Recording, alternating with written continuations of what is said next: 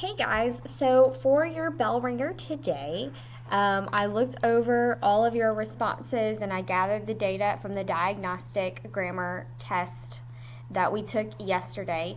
And I found that you guys seem like you pretty much had nouns and verbs and adjectives down.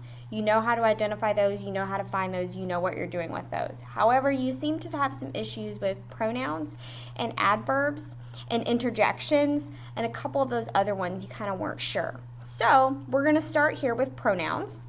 And what I'm going to do for your bell ringers, as we do grammar a couple of times a week, I'm going to give you a lesson. The lesson will be available on the website, on my website, and it'll be available as a Google Doc. Basically, I've taken some information and some notes out of this book here, which is just a book of worksheets and things like that.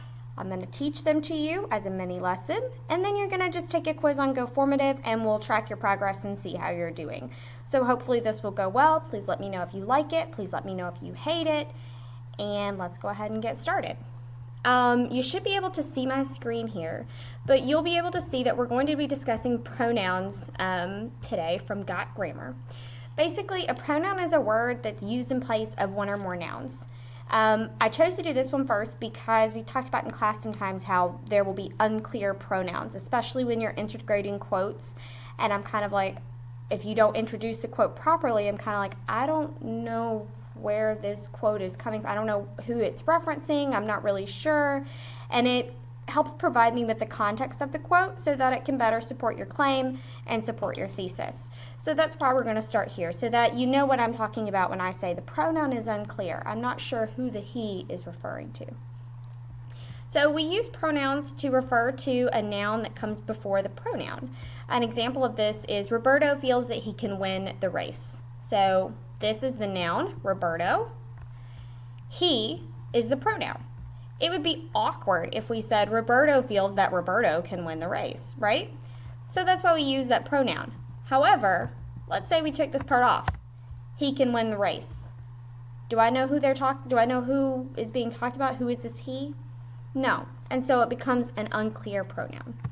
Let's put him back. So in this example, he is the pronoun while Roberto is the noun which comes before it. All right? We make our writing clearer, smoother, and less awkward when we're using pronouns. Let's look at this example. Terry and Jim know that they are best friends. So in this example, they is the pronoun, and Terry and Jim are the nouns which come before it. That's an it.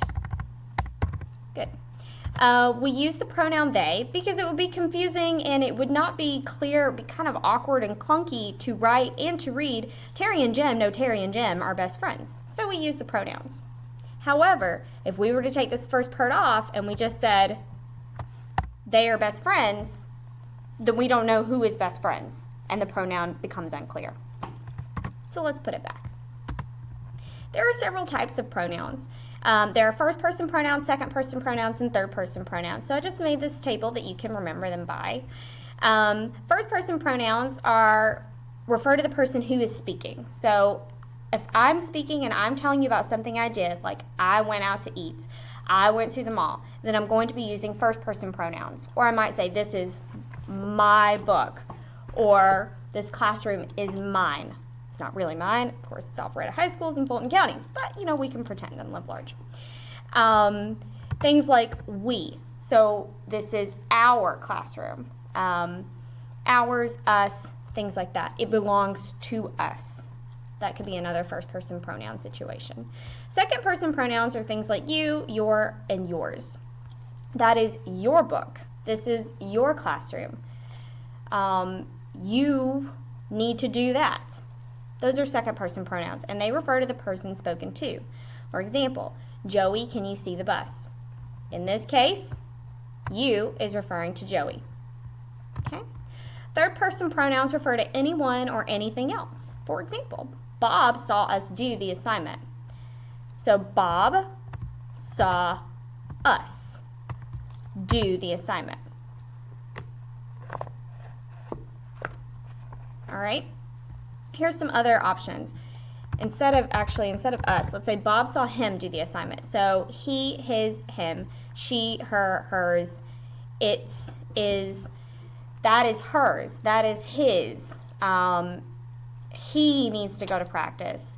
She left her water bottle in here. Things like that. Okay.